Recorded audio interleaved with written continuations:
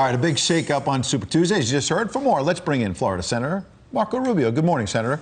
Hey, good morning. I know down in Florida, you and some of the president's allies were maybe eager to face Bernie Sanders as a Democratic socialist, some of his recent controversial comments on Fidel Castro, among others.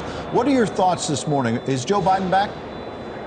Well, he did very well last night. There's no way to doubt it. I think it's pretty clear evidence that the Democratic Party has a very strong establishment who clearly weighed in. I heard from a number of people that the number of establishment figures in the Democratic Party were calling candidates and reaching out to get people to step aside before Super Tuesday. And that certainly helped Joe Biden. So you can see evidence of that, you know, that the Democratic establishment sort of stepped forward and put their finger on the scale here to get those results. And I think that'll continue. They themselves apparently don't want to see Bernie Sanders as the nominee. But these races nowadays take a lot of twists and turns. So whoever the nominee is, we know it's someone who's going to take us backwards in terms of some of the policies. If it's Joe Biden, it'll be a continuation of the Obama policies or a return to them. If it's Bernie Sanders, it's Marxism. So either one are bad for the country.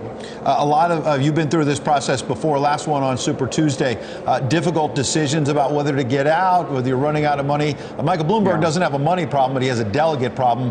Your colleague Elizabeth Warren is also in a lot of trouble as well. What do you think's going through their minds this morning? Well, here's what happens, right, is at the end of the day, you could be doing very well and have strong support, but once you don't do as well as expected or don't begin to win, the momentum flow begins to happen and you start to lose support. People don't want to vote for someone that they think is not going to win. They don't want to vote for someone that they think doesn't have a chance to win. And so you can see the bottom fall out pretty quickly. And that combined with, except for the case of Michael Bloomberg, you got to start thinking every day I stay in this race is a day that I take on campaign debt if you're not raising money fast enough. And this is money I'm going to have to raise for years to come to pay off. So my sense is we're going to have a two-person race here pretty quickly between Biden and Sanders, and then we'll see what happens. And Senator, we also wanted to ask you about the coronavirus emergency bill. Of course, there's a lot to get to here. Politico reporting today that House and Senate leaders have run into last-minute snags on this $7.5 billion emergency package to fight the spread of the coronavirus. Your thoughts on that? Well, we can't afford a snag. The last thing this country needs right now, facing growing concerns about the spread of the virus, is for another issue that gets gridlocked here in Washington, D.C. This country desperately needs right now its political leadership to be able to take effective action.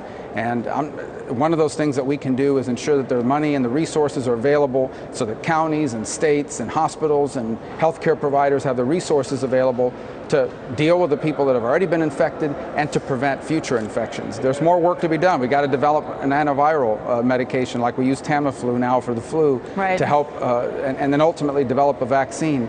But this needs to happen, and this is the first step. If we can't even get something like this passed, then people are going to be right to lose confidence in the ability of their federal government to deal with something like this. So it really should not break down. I cannot imagine there is any issue so important that we would not act on this and act on this quickly. Sure, and so many people are invested in this. I want to get your take on Chuck Schumer. Play a piece of sound here.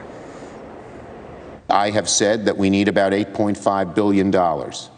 And from all reports, the appropriators are very close to that number, rather than the $2.5 billion the president talked about early on. And that's good. Because when it comes to Americans' health, when it comes to our safety, when it comes to dealing with this problem head on, skimping doesn't make any sense at all. Sounds like you're on the same page. Your thoughts on Schumer? Well, look, that's the number he came up with. I think the White House, I don't know what it was based on, but it's fine. The White House, the president said last week, he'll sign whatever we pass, whatever we come up with. If we want $8.5 billion, he'll sign that. I don't think the White House is against $8.5 billion.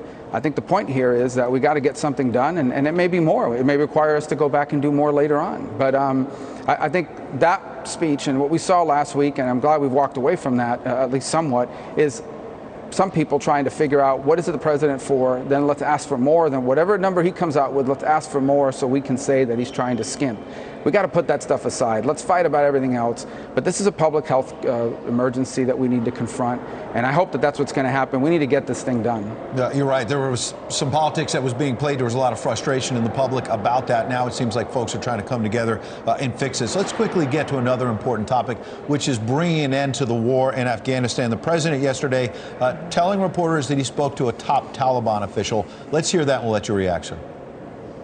We had a very good conversation with the leader of the Taliban today, and they're looking to get this ended, and we're looking to get it ended. I think we all have a very common interest. We'll find out about the country itself, but the country really has to get it ended.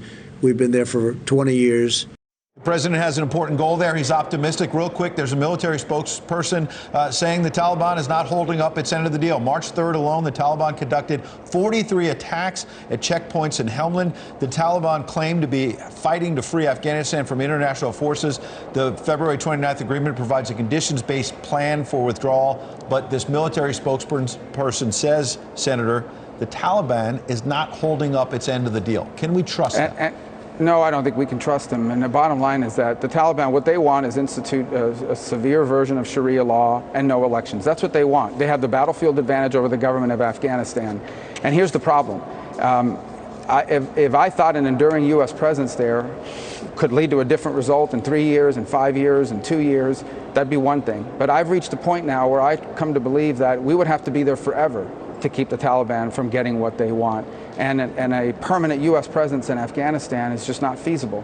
So I hope this works out, but I want to be frank with everybody. I think the likeliest outcome at the end of the day is once the U.S. leaves, within a short period of time, the Taliban will retake the country, will reinstitute Sharia, will not have elections. They may or may not allow terrorist groups to operate from their territory, which is our number one concern there. Yeah.